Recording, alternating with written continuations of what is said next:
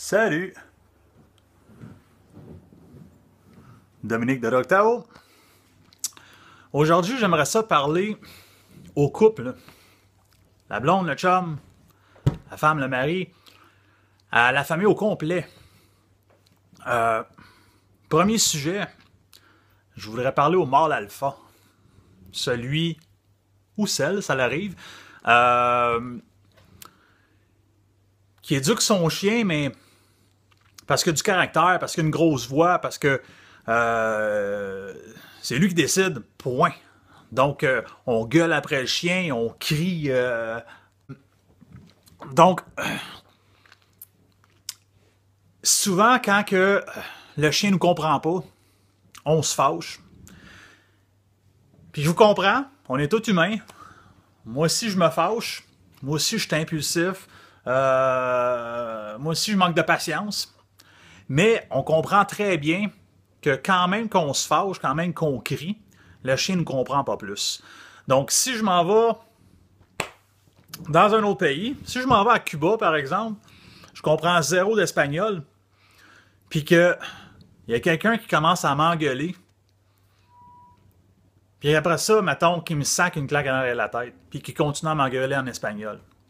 Il a bien beau vouloir que je ramasse mes déchets ou peu importe, mais si je comprends pas son langage, quand même ce qui me frappe, je comprendrai pas plus. Donc, le mâle alpha qui se met à gueuler après le chien, il y en a qui le tapent. On partira pas sur ce sujet-là, mais bon. Ce que je veux dire d'un sens, c'est que parfois, puis je parle un petit peu plus aux hommes dans ce moment-là, c'est que parfois, le chien va vous écouter. Le chien va être plus calme. Le chien va peut-être avoir peur de vous, donc c'est peut-être pour ça qu'il vous écoute. Mais il ne faut pas oublier dans ça que si on est un couple et on est ce caractère-là, ou si on a des enfants aussi, ou même des adolescents, probablement que le chien ne respectera pas autant la famille. Donc, il ne faut pas oublier qu'on n'est pas tout seul là-dedans. Il faut que chaque personne ait une certaine autorité envers le chien, ou surtout qu'il sache comment communiquer avec le chien. Donc, de gueuler trop fort, d'être le... Je reviens encore, le gros mâle alpha, faut penser que les autres, ça marchera peut-être pas. Donc, à la place de dire que conjoint, conjointe, enfant, que mettez plus de caractère parce que le chien t'écoute pas, aidez ces gens-là qui l'ont moins.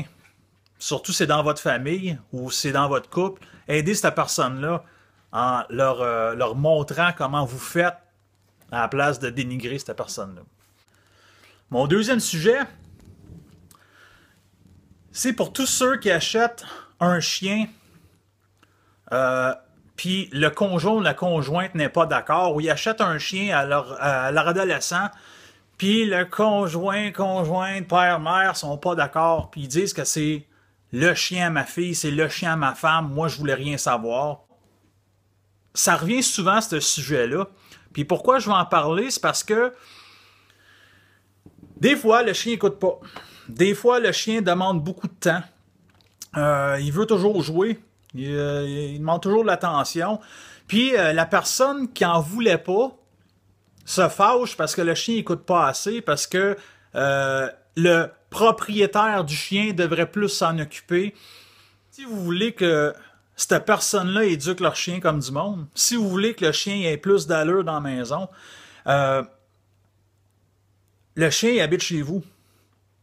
Donc, il n'y a pas de « Ah, c'est le chien à ma fille, c'est le chien à ma femme, c'est le chien à mon chum, moi j'en voulais pas. » Tu as pris la décision de dire « OK » ou d'endurer ça. C'est plate à dire, mais il habite sur le même toit. Donc, c'est le chien à la famille, c'est le chien au couple. À moins que la personne, elle veut absolument rien savoir, et celle qui a le chien va faire tout pour que cette personne-là n'ait pas à s'en occuper. Par exemple, j'ai mon chien, c'est fictif, là, c'est pas ça qui arrive chez nous, mais ma blonde, mettons, veut pas s'en occuper. Moi, ce que je vais faire, c'est que je vais habituer mon chien en cage, je vais habituer mon chien qu'il soit isolé. Donc, le chien va rester en cage, même si ma blonde, elle s'en vient dans la maison, puis elle fait ses affaires, puis elle vit. Donc, le chien va s'ajuster à ma vie, à moi. C'est tough, c'est sûr, mais c'est très possible. Sauf que si on veut que le chien ait une meilleure qualité de vie et nous autres aussi, on habite dans la même maison de chien. Chaque personne, chaque membre de la famille doit mettre son grain de sel si on veut vivre correctement. Sinon, ça crée toujours la chicane. Puis on blâme un, on blâme l'autre, etc. Un chien dans une maison, c'est le chien à tout le monde. Donc on s'en occupe tout. C'est comme ça qu'on va avoir un bon succès, un bon chien, puis une maudite bonne atmosphère dans la famille. Je vais continuer ma réhabilitation. C'est bien plate. Bonne journée.